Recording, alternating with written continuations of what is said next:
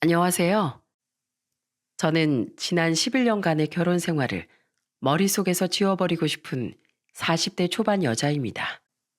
여러분, 지병 하나 없었던 남편이 40대 젊은 나이에 사고로 큰일을 당하게 됐다면 어떨 것 같으신가요? 게다가 그 남편의 죽음 뒤에 더러운 비밀이 숨겨져 있었다면요. 사실 전 얼마 전에 두 가지 상황을 모두 겪어봤답니다. 한없이 슬펐던 그 감정이 순식간에 증오로 뒤바뀌는 그 순간은 평생 잊을 수 없을 것 같아요. 그래도 이렇게 많은 사람들이 듣는 유튜브에 얘기해보면 조금은 속이 시원할 것 같아 사연을 보내게 되었습니다. 끝까지 잘 들어주셨으면 좋겠습니다. 저의 직업은 공무원입니다. 대학 졸업 후 공무원 시험에 합격해서 행정복지센터에서 일하게 되었거든요. 그러던 중 지인의 소개로 남편을 만나 결혼하게 되었습니다. 남편은 제약회사 영업사원이었는데 성실하고 듬직해 보이더라고요. 시댁 식구들도 무난하고 별 문제가 없어 보였고요. 생각해보면 신혼 때부터 제가 남편한테 정말 잘했던 것 같아요. 남편은 김치볶음밥을 참 좋아했는데 밤늦게 집에 와서 배고프다고 하면 제가 바로 김치볶음밥에 계란 후라이까지 올려 먹으라고 주곤 했죠. 영업사원이다 보니 항상 정장을 입고 다녔는데 와이셔츠도 항상 직접 손빨래해서 다리미로 각 잡아서 다려주곤 했어요. 남편은 그럴 때마다 저한테 엄청 고마워하더라고요. 여보, 와이셔츠 같은 건 세탁소에 맡기면 된다니까. 당신도 퇴근하고 피곤할 텐데 뭐하러 손빨래에 다림질까지 해. 에이, 와이프가 돼서 이 정도도 못하나? 그리고 와이셔츠를 하루 이틀 입는 것도 아닌데 매번 세탁소에 맡기면 번거롭기도 하고 돈도 많이 들잖아. 나 하나도 안 힘드니까 걱정하지 마. 그래도 내가 미안해서 그러지. 저번에 나 아팠을 땐 약국에 뛰어가서 약까지 사다 주고 비 오는 날엔 내가 우산 안 챙겼을까봐 주차장까지 우산 들고 나오고 그랬잖아. 내가 뭐 그렇게 잘난 사람도 아닌데. 제가 남편한테 그렇게 잘해줄 수 있었던 이유는 남편도 그만큼 저에게 잘했기 때문이었어요. 저는 결혼한 지 1년 만에 아이를 임신하게 되었는데 남편이 그 사실을 알고 눈물까지 보이며 좋아하더라고요. 그런데 이틀 후 갑자기 집으로 남편 이름으로 된 택배가 엄청 오기 시작하더라고요. 저는 남편이 오자마자 이게 다 뭐냐고 물었습니다. 짜잔! 이것 봐. 이건 임산부한테 좋다는 영양제야. 까먹지 말고 꼬박꼬박 챙겨 먹어. 그리고 이건 튼살 크림인데 임신 초기부터 만삭 때까지 계속 발라야 된다고 하더라고. 그리고 이건 다리 마사지기. 임신하면 혈액순환도 잘 안 되고 몸이 부어서 다리가 아프다고 하더라고. 그래서 수시로 마사지하라고 이것도 주문해봤지. 그 외에도 입덧을 가라앉혀 준다는 입덧 사탕에 커피 대신 먹을 수 있는 차 같은 걸 잔뜩 시켰더라고요. 여보, 나 아직 입덧 심하지도 않고 이런 건 천천히 준비해도 되는데 너무 무리하는 거 아니야? 무린 무슨. 당연히 이 정도는 해야지. 당신한테 부족한 거 없이 뭐든 다 잘해주고 싶은데 내가 아직 초보 남편의 초보 아빠라서 부족한 게 너무 많은 것 같아. 그래도 노력하고 있으니까 당신 이해해줬으면 좋겠어. 아참, 당신 선물로 하나 더 준비해봤는데 어때? 남편은 그렇게 말하며 저한테 명품백까지 떡하니 안겨주더군요. 임신했다고 이렇게까지 대접받는 사람은 아마 저밖에 없을 것 같다는 생각이 들었어요. 저는 그런 남편과의 사이에서 아들 하나, 딸 하나를 낳고 행복한 결혼 생활을 했답니다. 하지만 이런 남편과의 행복한 결혼 생활에서도 거슬리는 게 딱 하나 있었어요. 그건 바로 저희 시모였습니다. 남편에겐 형이 한 명 있었는데 시모는 대기업에 다니는 아주버님과 중소기업에 다니는 형님을 서로 비교하면서 무시하더라고요. 제가 그 모습을 처음 목격한 건 결혼 후 첫 명절 때였습니다. 저와 남편은 미리 시댁에 도착해 있었는데 형님은 차가 막혀서 조금 늦게 온 거예요. 그런데 시댁 현관문을 열고 들어온 형님에게 시모가 불같이 화를 내더라고요. 예, 넌 진짜 팔자 한번 편하구나. 어딜 큰 며느리가 작은 며느리보다 늦게 와. 너 내가 우리 집에 시집 오겠다고 할 때부터 알아봤어. 어디 총구석 가난한 집안 딸내미가 돈 잘 버는 내 아들하고 결혼한다고 했을 때부터 뻔뻔한 거 다 알아봤다고. 어머님, 차가 좀 막혀서 그런 거라고 전화로 미리 죄송하다고 말씀드렸잖아요. 제가 뭐 늦게 오고 싶어서 늦게 왔겠어요? 뭐? 차가 막혀? 너 그래서 내가 애비랑 애들은 천천히 보내고 너 혼자 기차 타고 내려오라고 하지 않았니? 내 아들이 운전하는 차 타고 편하게 내려온 주제 어디서 차 막히는 걸로 핑계를 대고 난리야? 어머님, 운전은 저도 같이 했어요. 번갈아 가면서 했다고요. 그리고 남편이랑 애들이랑 다 같이 한 가족인데 저 혼자 기차 타고 내려오라는 게 말이 된다고 생각하세요? 아, 시끄러워. 뭘 잘했다고 버릇없이 큰 소리야. 너 같은 거 큰 며느리 자격도 없어. 저는 그 상황이 너무 불편했습니다.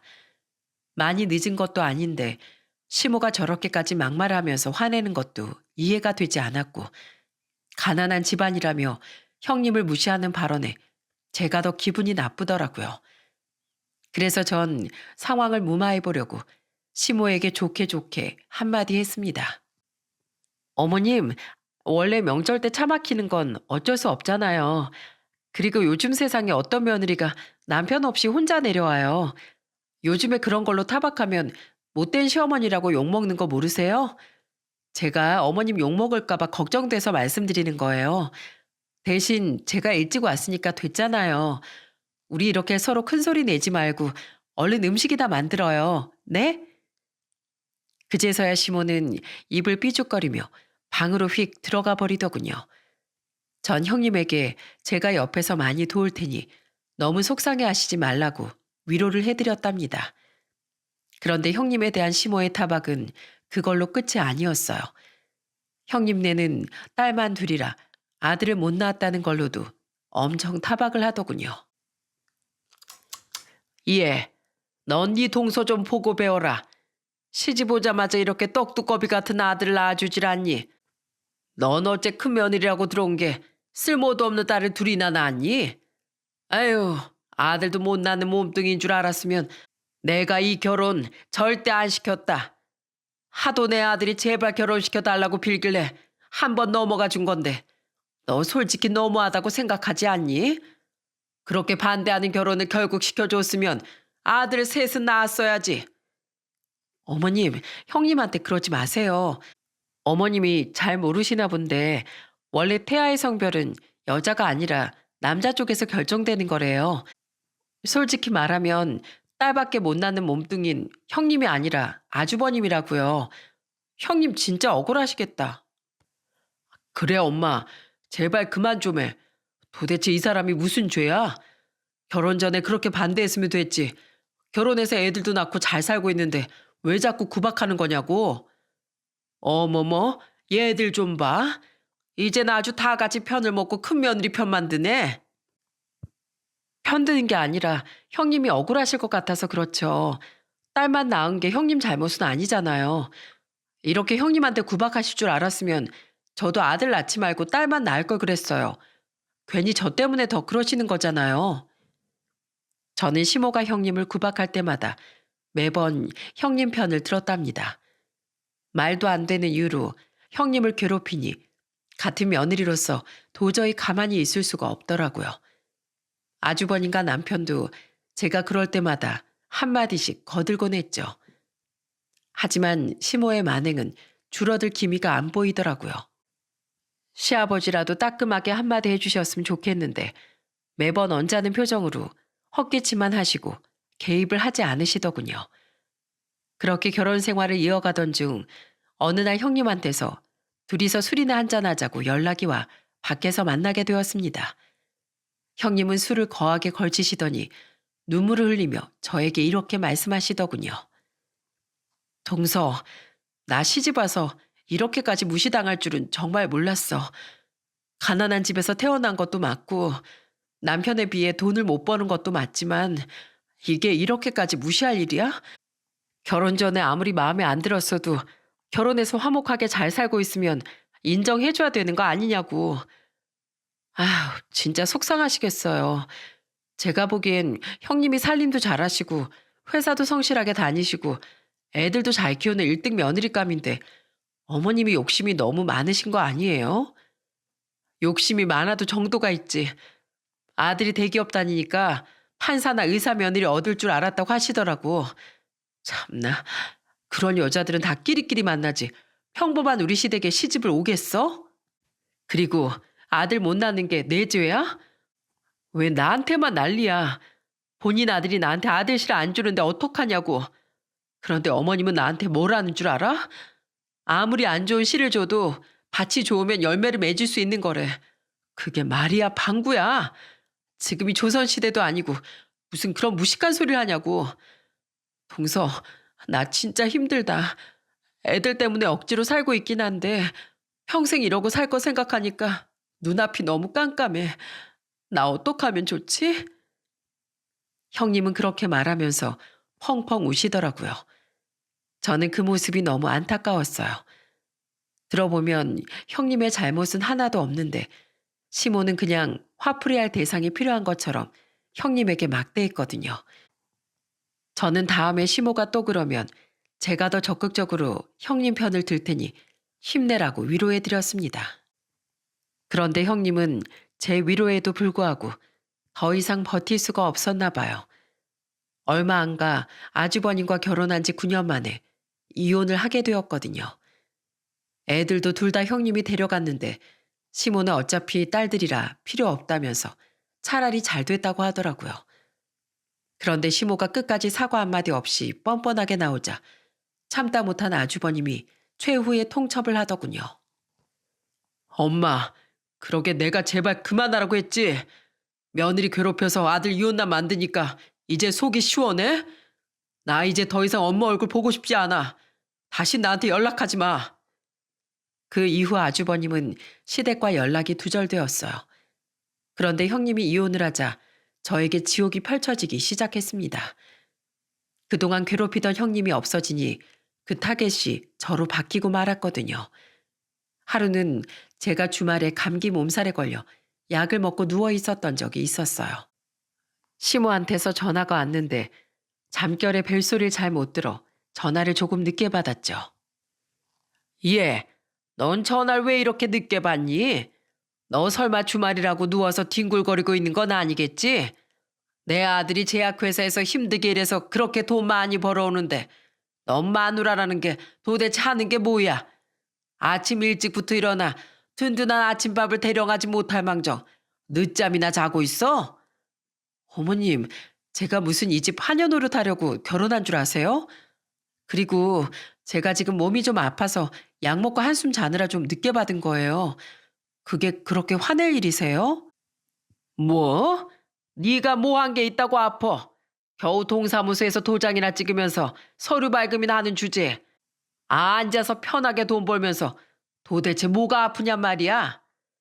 어머님, 제가 편하게 돈을 버는지 아닌지 어머님이 어떻게 아세요? 해보셨어요?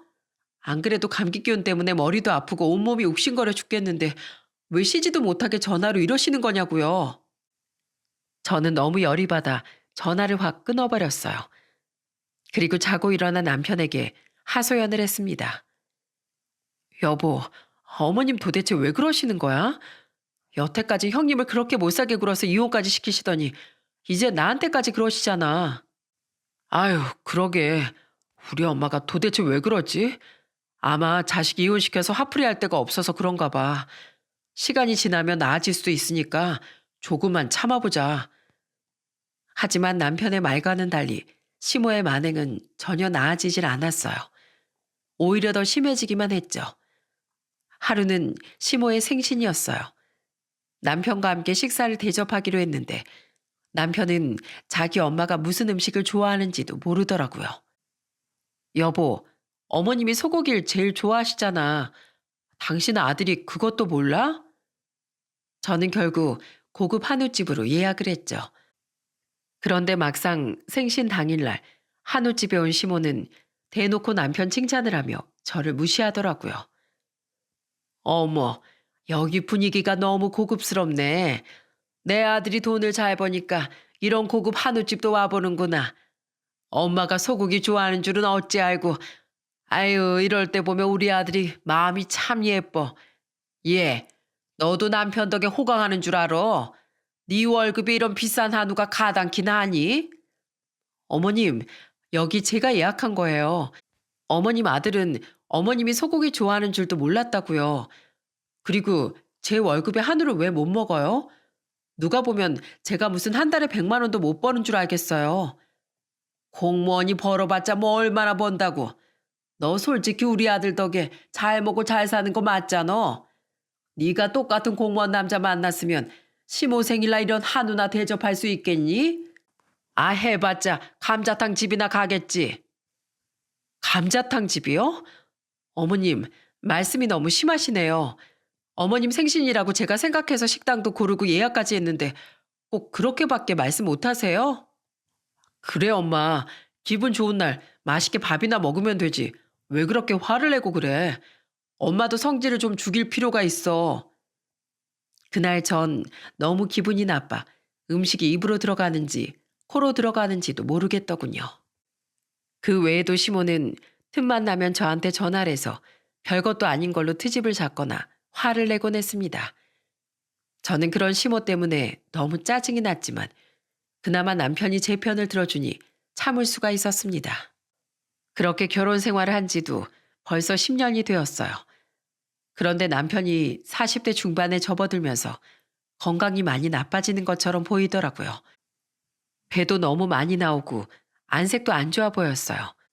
아무래도 맨날 일만 하고 술만 마시느라 운동은 하나도 안 해서 그런 것 같더라고요. 그래서 전 남편의 건강을 위해 헬스를 끊어줬습니다. 그런데 남편은 너무 싫어하더군요. 헬스 무슨 헬스야.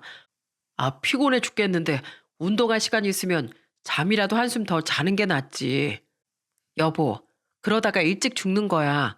당신 나이가 20대도 아니고 벌써 40대인데 나이 먹을수록 더 건강관리 해야 되는 거 몰라? 내가 뭐 몸짱 되라고 하는 거 아니잖아. 그냥 일주일에 두세 번이라도 가서 조금 움직이다 오라고. 저는 억지로 남편의 등을 떠밀며 헬스장에 보냈습니다. 건강만큼 중요한 건 없다고 생각했으니까요. 남편은 가기 싫어서 소파에 드러누워 버티기도 하고 아프다고 핑계를 대기도 했습니다. 그래도 저는 어떻게든 일주일에 2번 정도는 헬스장에 보냈죠. 그런데 한 달 정도 그렇게 했더니 남편이 운동에 조금 흥미가 생기기 시작한 것 같더라고요.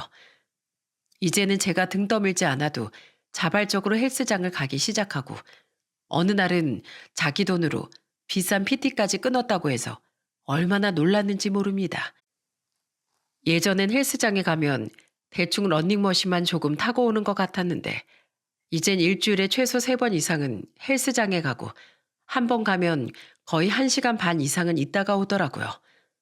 그러다 보니 남편의 건강이 점점 좋아지기 시작하더군요. 우와, 당신 뱃살이 진짜 많이 들어갔다. 안색도 예전엔 곧 죽을 사람처럼 시커맸는데 지금은 혈액순환이 잘 돼서 그런지 뽀얘졌어. 역시 내가 헬스 끊어주길 잘했다니까. 그런데 남편이 헬스에 재미를 붙이기 시작하면서 조금씩 이상해지기 시작했어요. 맨날 와이셔츠에 정장 바지만 입던 사람이 갑자기 외모에 신경을 쓰기 시작한 거예요. 머리도 요즘 유행하는 스타일로 자르고 눈썹도 눈썹칼로 깔끔하게 다듬고 심지어는 젊어 보이는 옷을 잔뜩 사고 향수까지 뿌리더라고요. 저는 갑자기 달라진 남편의 모습에 이렇게 물었습니다. 여보, 갑자기 왜 그래? 요새 외모에 너무 신경 쓰는 거 아니야? 그리고 콧노래는 왜 그렇게 불러? 뭐 좋은 일 있어? 요새 살이 좀 빠지니까 거울을 볼 때마다 뿌듯하더라고.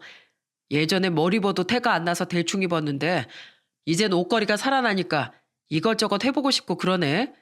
그리고 내가 여태까지 일만 하면서 살았잖아. 그런데 운동하면서 건강해지고 살도 빠지니까 기분이 좋아서 그래. 이렇게 좋은 걸 왜 여태까지 안 했을까? 그래? 기분 좋다니 다행이네.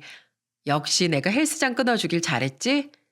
처음엔 그렇게 가기 싫다고 우기더니 이제 나한테 좀 고맙지 않아? 저는 남편의 달라진 모습이 어색하긴 했지만 맨날 힘들어서 골골대는 것보단 보기 좋아 보여서 다행이라고 생각했어요. 그런데 남편이 좋은 쪽으로만 변했으면 얼마나 좋았을까요? 남편은 나쁜 쪽으로도 변하기 시작했습니다. 그렇게 자상했던 남편의 성격이 이상해지기 시작한 거예요. 예전엔 시모가 저에게 타박을 하면 제 편을 들어줬었는데 어느 날부턴 오히려 시모 편을 들기 시작하더라고요. 당신, 우리 엄마가 그러는데 말대꾸가 너무 심하다더라. 할 말 다 하고 사는 성격인 건 알겠는데 어른한텐 좀 참아주면 덧나냐? 참을 게 따로 있지. 나더러 동사무소에서 도장이나 찍으면서 쥐꼬리 같은 월급 받는다고 무시하시는데 그걸 어떻게 참아? 솔직히 그게 뭐 틀린 말도 아니잖아. 나도 그동안은 당신이랑 싸우기 싫어서 당신 편 들었는데 너도 양심 있으면 생각을 좀 해봐라. 네가 버는 돈이랑 내가 버는 돈이 얼마나 차이 나는 줄을 아냐? 우리 엄마가 뭐 못할 말 한 것도 아니고 네가 너무 예민하고 버릇없는 거야. 뭐? 예민해?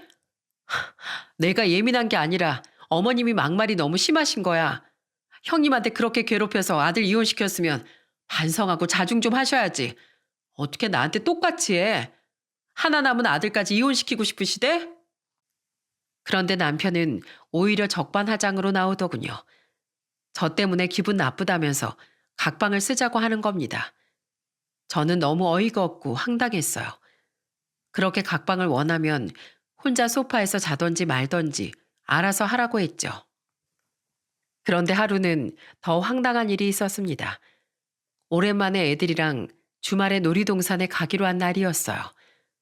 애들이 신나서 아침 일찍부터 씻고 준비하고 있는데 남편은 갑자기 오늘 PT 수업이 있다면서 못 간다고 하더라고요. 제가 그거 하루 빠지면 덧나냐고 묻자 이렇게 말하더군요. 아, 그럼 어떡해. 이거 취소하면 하루치 수업료 날아가는 건데 돈 아깝게 취소하고 가라고? 아, 그냥 나 빼고 셋이서 갔다 오라니까. 아, 당신 진짜 너무한 거 아니야? 운동에 침이 붙인 건 알겠는데 적당히 해야지. 됐어.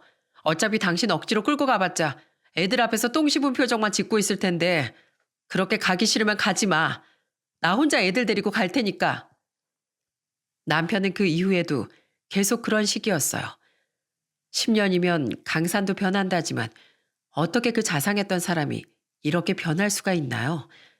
화목했던 저희 집안에는 어느 순간부터 저와 남편의 싸움이 끊이질 않았습니다.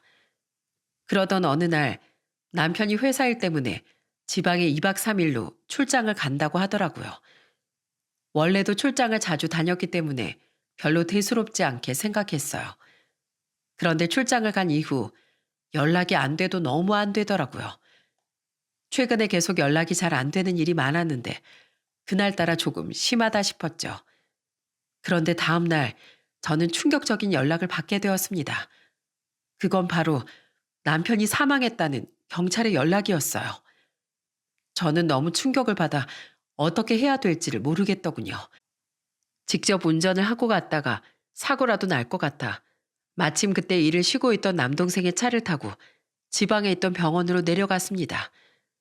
흰 천을 덮고 있는 남편의 시신을 보자 최근에 저를 화나게 했던 일들도 모두 잊어버리고 눈물만 하염없이 나오더군요. 여보, 이게 어떻게 된 일이야? 출장 갔다 온다더니 왜 이렇게 싸늘하게 식어서 돌아온 거냐고.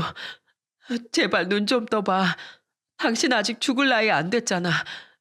이렇게 젊은 나이에 갑자기 세상을 떠난다는 게 말이 돼? 여보, 제발 대답 좀 해보라니까. 당신 없이 우리 애들 어떡하라고. 저는 너무 슬픈 나머지 몸을 제대로 가눌 수가 없었어요.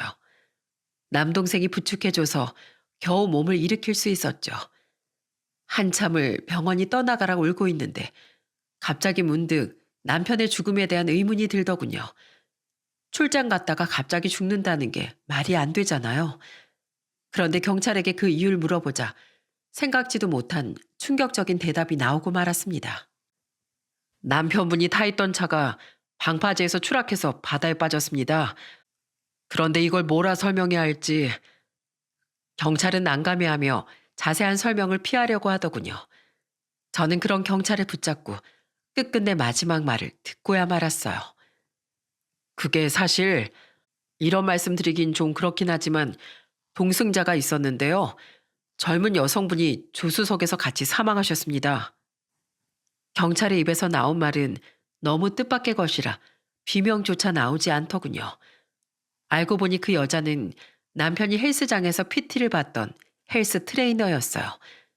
둘이 차 안에서 뭘 했는지 모르겠지만 갑자기 차가 움직여서 방파제에 빠져버렸다고 합니다. 뒤늦게 주민의 발견으로 신고를 했지만 둘 다 이미 사망한 상태였다고 하네요. 저는 그야말로 충격의 도가니 속에 빠져버렸습니다. 설마 설마 하는 마음으로 차 안에서 건져 올린 남편의 물건들을 뒤져봤어요. 그런데 남편은 저의 마지막 희망마저도 무참히 질밥더군요. 남편의 짐가방 안에선 출장과는 전혀 관련 없는 물놀이용 용품과 남녀가 사랑을 나눌 때 쓰는 용품들이 들어있었어요. 출장은 다 거짓이었던 거죠. 그걸 보니 방금 전까지 흐르던 눈물이 거짓말처럼 쏙 들어가더군요. 그제서야 남편이 갑자기 헬스장을 열심히 다니고 외모도 꾸미기 시작한 이유를 알 것 같더군요. 남편이 그러기 시작한 지가 벌써 9개월이 넘었으니 아마 그 여자랑도 그때부터 만난 거였겠죠. 저는 순식간에 분노에 휩싸였습니다. 그동안 남편한테 잘해줬던 그 시간들이 떠오르면서 형용할 수 없는 배신감이 몰려왔어요. 말도 안 돼. 어떻게 감히 날 속이고 이럴 수가 있어.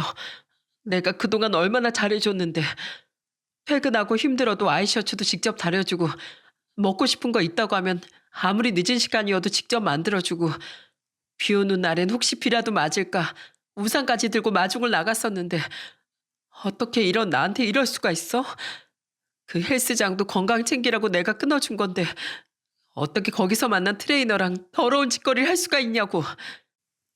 방금 전까지만 해도 남편의 죽음 때문에 너무 슬펐었는데 이젠 슬픔 대신 억울함과 분노가 몰려오기 시작하더군요. 저 몰래 상간녀와 비밀 여행을 갔다가 바다에 빠져 죽은 남편이 불쌍하기보단 우습고 경멸스러웠어요. 저는 장례식이고 뭐고 이것들이 도대체 저를 얼마나 속여 먹었는지 알아보기로 했습니다.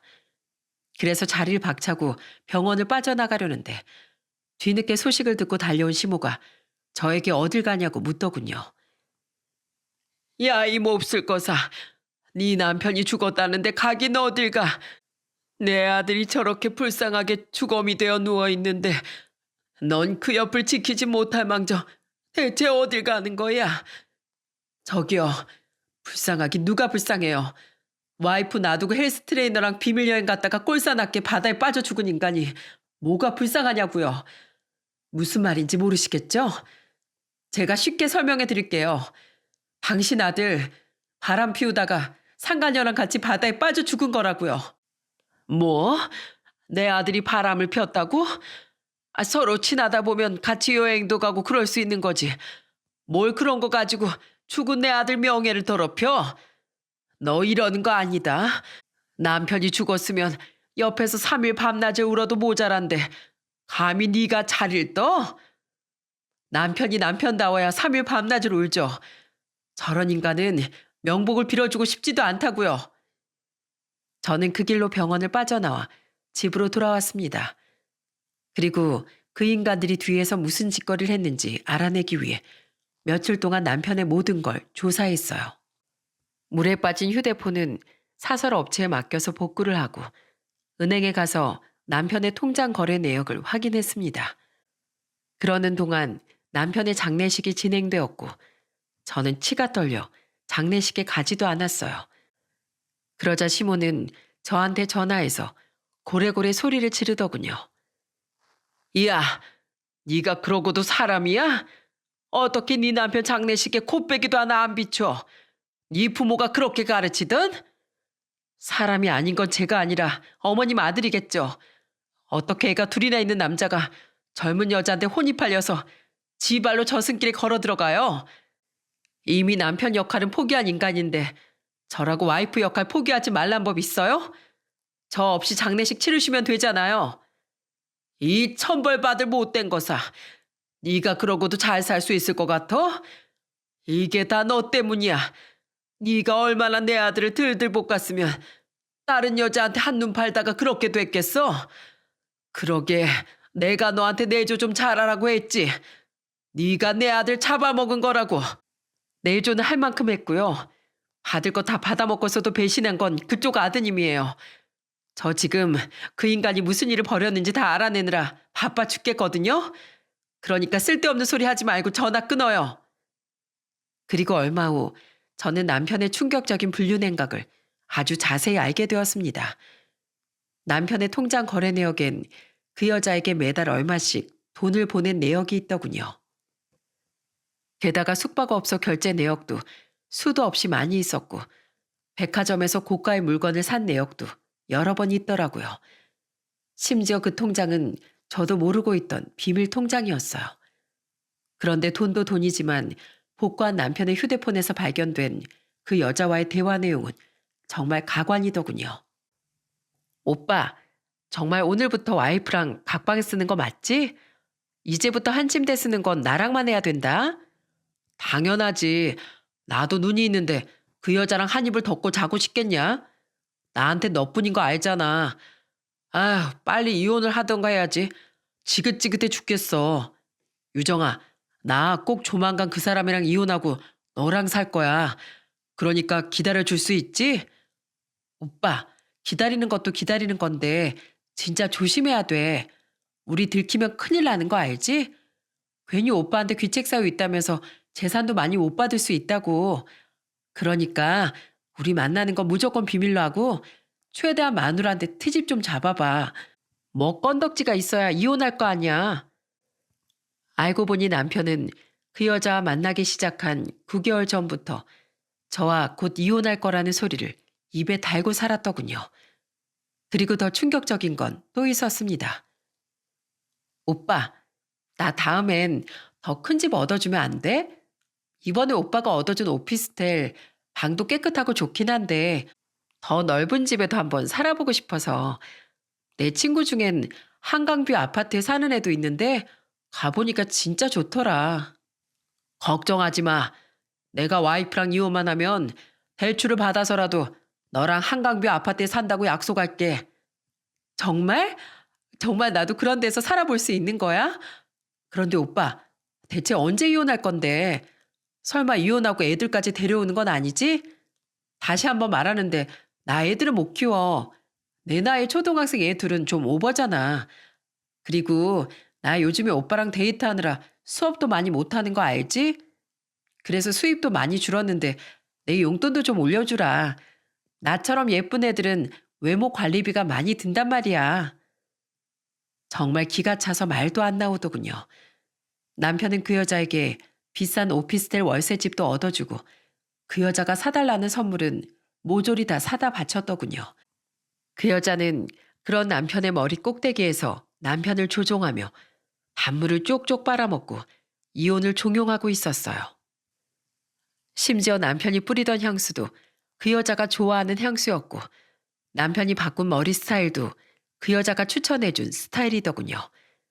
이렇게 자르면 젊어 보이겠다며 사진까지 보내니까 남편이 좋다면서 바로 다음날 똑같이 자른 거였어요. 저는 그 모든 증거들을 보면서 도저히 화를 참을 수가 없더군요.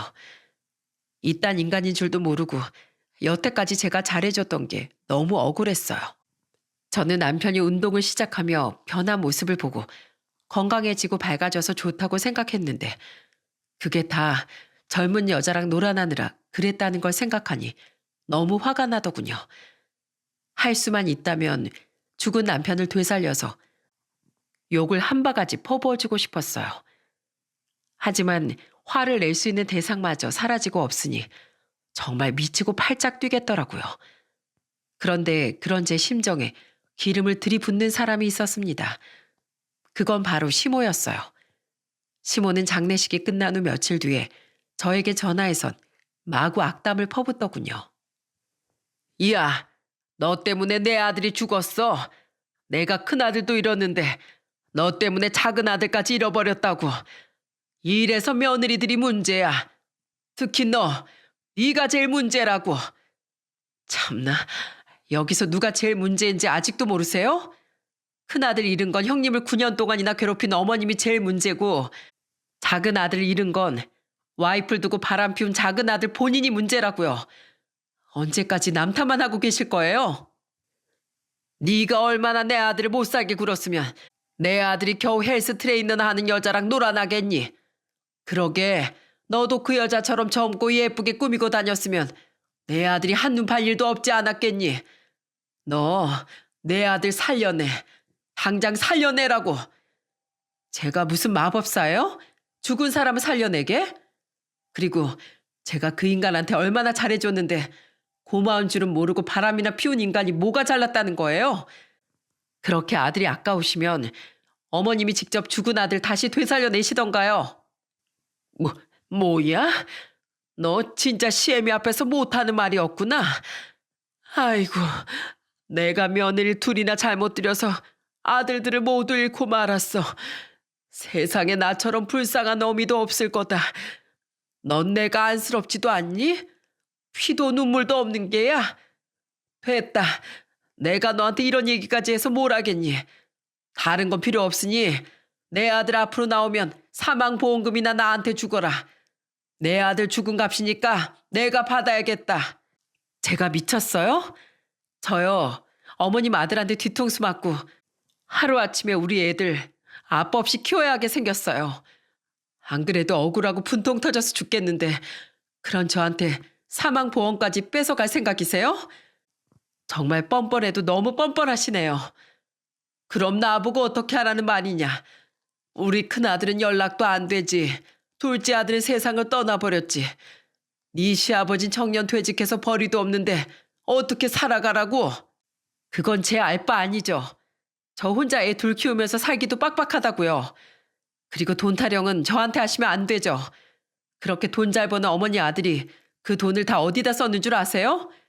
그 상간이한테 비싼 오피스텔도 얻어주고 매달 용돈에 선물까지 다 사다 바쳤다고요. 애들이랑 놀이공원 한 번, 외식 한 번도 안 하던 인간이 그 여자랑은 여기저기 놀러 다니면서 돈을 아예 뿌리고 다녔다니까요. 그렇게 돈이 필요하시면 그 여자 가족한테 찾아가서 그 인간이 해준 오피스텔 보증금이나 받아가시던가요. 저는 그렇게 말하고선 전화를 확 끊어버렸어요. 아무리 뻔뻔하고 염치가 없어도 그렇지 바람 피우다가 죽은 아들의 사망보험금을 어떻게 달라고 할 수가 있나요? 저는 더 이상 그런 집안과는 상종도 하고 싶지 않아졌어요. 그런데 이틀 후 그동안 침묵으로 일관하던 시아버지가 그 먼 거리로 올라와 저희 집에 찾아오셨어요.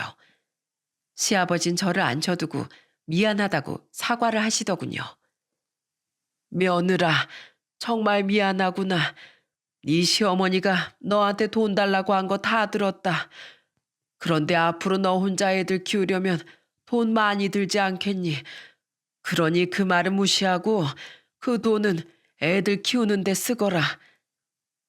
그리고 잠시 후 시아버지 입에서는 제가 몰랐던 사실이 터져나오기 시작했어요. 시아버지는 여태까지 시모가 저랑 형님한테 못되게 굴 때도 말 한마디 없이 언짢은 표정만 짓곤 하셨는데 그게 다 이유가 있었던 거더라고요. 사실 네 시모가 정신이 조금 아픈 사람이야. 정신과에서 약을 타다 먹은 지도 한참이 됐단다. 그런데 약이라도 꾸준히 먹으면 괜찮았을 텐데 자기가 먹고 싶을 때만 먹고 먹기 싫을 땐 안 먹는다고 뻐기니 그게 치료가 되겠니? 나도 사실 그전엔 네 시모가 말도 안 되는 짓거리를 할 때마다 치지 않고 한마디씩 했었어. 그런데 네 시모한테 말이 전혀 통하지 않더구나. 내가 한마디씩 할 때마다 아픈 사람한테 이래도 되는 거냐면서 오히려 날 나쁜 사람으로 만들고 혀라도 콱 깨물겠다면서 협박까지 하는데 내가 어떻게 할 수 있었겠니? 그렇게 몇 년을 살다 보니 나도 사람이라고 정말 지치더구나. 말을 해봤자 대화가 통하지 않으니 어느 순간부턴 입을 다물게 되었어. 그래도 자식을 이혼시키고 나선 조금이라도 정신을 차릴 줄 알았는데 내 기대가 너무 컸던 것 같다. 하다 며느리와 손주들한테 가는 보험금까지 달라고 할 줄은 내 정말 몰랐어. 그래서 내가 여기까지 올라온 거야. 웬만하면 나서지 않으려고 했는데 우리 예쁜 손주들 돈까지 뺏으려고 하니 어떻게 가만히 있을 수가 있겠냐. 그러니 며느라, 그 돈 절대 주지 말고 네가 쓰거라. 네 시모는 내가 어떻게든 말릴 테니까 절대로 받아주지 마. 알겠지? 저는 그동안 시모를 말리지 않은 시아버지가 원망스럽기도 했는데 이제야 조금은 이해가 되더군요. 1년에 몇 번 안 보는 저도 이렇게나 치가 떨리고 싫은데 같은 집에 사는 시아버진 얼마나 괴로우셨겠어요. 그러니 더 이상 신경 쓰지 않고 싶어서 입을 다무셨던 거겠죠. 그런데 시아버진 저한테 이런 말씀도 하시더군요. 며느라, 내 아들 일도 내가 대신 사과하마. 그놈이 널 두고 다른 여자와 바람을 피울 줄은 정말 몰랐어. 내가 그렇게 키우질 않았는데 왜 그렇게 된 건지 원. 내가 전생에 무슨 죄를 지었길래 이런 일들을 겪어야 하는지 모르겠다. 마누란 또라이고 첫째 아들은 엄마 때문에 이혼해서 부모와 절연까지 해버리고 둘째 아들은 바람 피우다 죽었으니 내가 어떻게 얼굴을 들고 다닐 수가 있겠니. 그런데 난 이미 늙어서 새로 시작할 수도 없지만 넌 그래도 아직 젊지 않니. 그러니 이런 집안에 더 이상 발들이지 말고 너라도 애들이랑 새 출발하거라. 시아버진 그렇게 말씀하시곤 다시 돌아가셨어요. 그 뒷모습이 어찌나 안쓰러워 보이던지 저에게 내색은 안 하셨지만 아들이 죽어서 얼마나 슬프시겠어요. 그래도 시아버진 경우가 있으신 분이라 저에게 사과까지 하러 그 먼 길을 올라오신 걸 보니 마음이 조금 아프더라고요. 그 후 저는 시아버지 말대로 돈을 달라는 시모의 연락을 무시하고 아이들과 편안하게 살아갔습니다. 저희 아이들한텐 남편이 바람 피웠다는 사실은 절대 말하지 않았답니다. 굳이 애들한테까지 상처를 주고 싶진 않았거든요. 애들은 한동안 아빠가 없어서 너무 슬퍼했지만 나름 씩씩하게 이겨내고 있는 것 같아 정말 대견하더라고요. 그렇게 남편이 죽은 후 10개월이 지났습니다. 그런데 어느 날 퇴근하고 집에 왔는데 시모가 저희 집 거실에 떡하니 앉아 있는 겁니다. 알고 보니 시모가 저희 집에 찾아왔는데 할머니가 나쁜 사람이라는 걸 몰랐던 애들이 문을 열어준 거였어요. 시모는 제 얼굴을 보자마자 제 바지가랑이를 잡고 애원을 하더군요. 며느라, 내가 아들을 둘이나 잃었는데 며느리까지 둘 다 잃어야 되겠니? 내가 그동안 너한테 심하게 얘기한 거 사과하마. 그러니 제발 날 받아주면 안 되겠니? 애들 앞에서 왜 이러세요? 이러지 말고 밖으로 나가요. 얼른 나가시라고요. 얘야, 한 번만 날 좀 받아오. 너 그렇게 매정한 애 아니잖니? 시모는 계속해서 절 붙잡고 눈물을 흘렸습니다. 저는 애들이 볼까봐 하는 수 없이 시모를 끌고 집 밖으로 나왔어요. 도대체 왜 이러세요? 이제 남남인데 왜 찾아오신 거냐고요? 내가 너무 힘들어서 그래. 날 모시고 살아달란 얘긴 하지 않으마. 대신 그 사망보험금 받은 것만 조금 나눠주면 안 되겠니? 안 된다고 저번에 말씀드렸잖아요. 손주들한테 가는 돈까지 욕심내고 싶으세요? 나라고 욕심내고 싶어서 욕심내겠니? 사실 얼마 전에 네 시아버지랑 이혼했단다. 나 같은 여자랑은 살 수 없다면서 도장까지 찍고 나가버렸어. 큰아들은 전화번호도 바꿔서 연락도 안 되고 남편한텐 이혼까지 당했는데 내가 기댈 수 있는 게 너밖에 더 있겠니? 그래도 내가 네 애들 할머니잖니. 내가 시간 날 때마다 틈틈이 애들도 돌봐주마. 그러니까 나 조금만 도와주면 안 될까? 노망 나셨어요? 도대체 왜 이러세요? 아들한테까지 버림받은 사람이 왜 남의 자식한테까지 와서 돈을 달라고 하시냐고요. 제가 분명히 그때 말씀드렸죠. 그렇게 돈이 필요하시면 그 상간녀 가족한테 찾아가서 오피스텔 보증금이나 돌려받으시라니까요. 아들이 쓸데없이 다른 여자한테 돈 퍼주고 다녔는데 왜 피해를 입은 저한테 돈을 달라고 난리세요. 여태까지 잘난 아들 타령하면서 저 무시하셨으면서 이제 와서 돈 떨어지니까 제가 아쉬우세요? 왜요? 아예 이혼한 형님한테 찾아가서 돈 달라고 해보시지 그래요. 그 뻔뻔한 낯짝을 보니까 그 정도도 충분히 할 수 있을 것 같은데 설마 못 하시는 거예요? 내가 그 애한테 어떻게 찾아가니? 내가 싫다고 이혼까지 한 애인데. 그러니까 네가 나 좀 도와주라. 넌 큰애와는 달리 마음씨가 따뜻하잖니. 끝까지 비교질이네요. 형님같이 마음씨 따뜻하고 착한 사람도 없거든요. 그러니까 당신한테 그 수모를 당하면서까지 결혼 생활을 9년이나 유지했죠. 그리고 저도 당신 싫어요. 남편 때문에 참고 산 거지 아주 지긋지긋하고 싫다고요. 그런데 그 믿고 살던 남편마저 절 속이고 상간녀랑 여행 갔다가 죽어버렸는데 제가 당신을 왜 도와줘야 돼요? 그러게 진작에 며느리들 괴롭히지 말고 아들 간수나 잘하지 그러셨어요. 며느라 제발 한 번만 용서해다오. 내가 이렇게 무릎 꿇고 빌어도 안 되겠니? 네, 안 돼요. 절대 안 돼요. 그러니까 더 이상 시끄럽게 하지 말고 당장 돌아가세요. 저는 시모를 억지로 집 멀리까지 쫓아버렸습니다. 그동안 아이들과 조용히 살고 있었는데 집까지 찾아와 똥물을 튀기니 정말 열받아서 미칠 것 같더군요. 그래도 시아버지와 이혼했다는 소식은 통쾌하긴 했습니다. 그렇게 나쁘게 살았으니 그 정도 벌은 당연하다고 생각했어요. 그런데 하나 걱정되는 게 애들이 아직 할머니가 나쁜 사람이라는 걸 모르는 거였어요. 혹시라도 다음에 또 할머니가 찾아오면 저한테 꼭 말해달라고 당부했죠. 그래도 불안해서 전 애들을 데리고 시모가 다시는 찾아낼 수 없도록 아예 이사를 가버렸어요. 다행히 주소를 몰라서 그런지 시모가 다시 찾아오는 일은 없었답니다. 벌써 시간이 흘러 남편이 죽은 지 1년이나 되었네요. 남들은 남편의 기일에 납골당도 찾고 그간의 추억도 회상하면서 슬퍼할 텐데 저는 그런 마음이 전혀 들지 않더군요.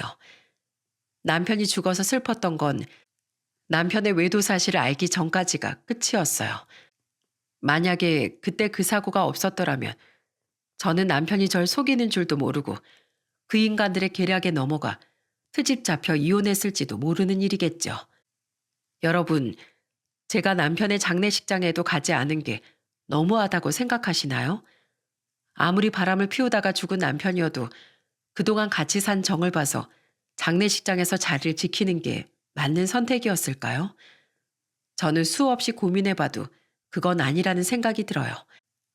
아내와 아이들을 기만하는 행위라는 걸 뻔히 알면서도 그런 짓거리를 서슴없이 한 그 인간에겐 일말의 동정도 필요 없으니까요.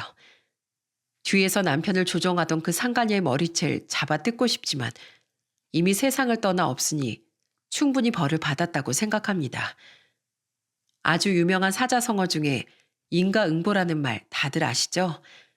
그 두 남녀의 최후는 인과응보라는 사자성어가 딱 어울리는 것 같습니다. 애초에 바람을 피우지 않았다면 그렇게 젊은 나이에 세상을 떠날 일도 없었을 테니까요. 여러분, 저는 이제 애들만 바라보면서 열심히 살아가려고 합니다.